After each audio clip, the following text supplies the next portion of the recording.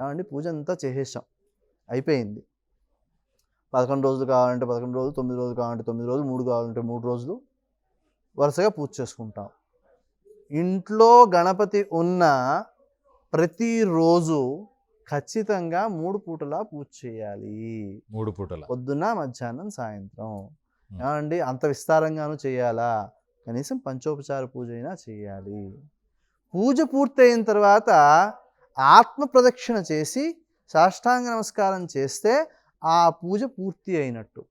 Okay. పూజలో ఏమైనా లోపాలు వచ్చి ఉన్నట్లయితే ఆ లోపాలని కూడా ఈ ఆత్మ ప్రదక్షిణ నమస్కారము, సాష్టాంగ నమస్కారము అనేవి రెండు ఆ లోపాలని పూరించేసి పూర్తి ఫలితాన్ని ఇచ్చేస్తాయి.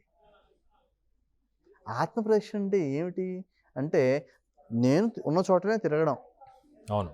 ఉన్న చోటనే తిరిగితే ఏమొస్తుందండి అంటే, నాలో ఉన్నది దైవం. ఆ దైవశక్తిని నేను భావన చేస్తూ ఈ మధ్యలో ఉన్న దైవానికి నేను ప్రదక్షిణ చేయాలంటే ఎలా చేస్తాను అంటే, ఇదంతా నా చైతన్య శక్తి అన్నప్పుడు మధ్యలో ఉన్న విశేషమైన చైతన్యం ఏదైతే ఉందో దాని చుట్టూ తిరుగుతున్నట్టు. ఎందుకు ఇది కదలట్లేదు, మిగతా వాటన్నింటికి మారుతోంది పొజిషన్. కాబట్టి ఈ మధ్యస్థానం ఏదైతే ఉందో దాని చుట్టూ అక్కడ నివసించి ఉన్న బ్రహ్మస్థానం అంటే బ్రహ్మ యొక్క శక్తి ఏదైతే ఉందో, పరబ్రహ్మ యొక్క శక్తి, ఆ శక్తికి నేను ప్రదక్షిణ చేస్తున్నాను.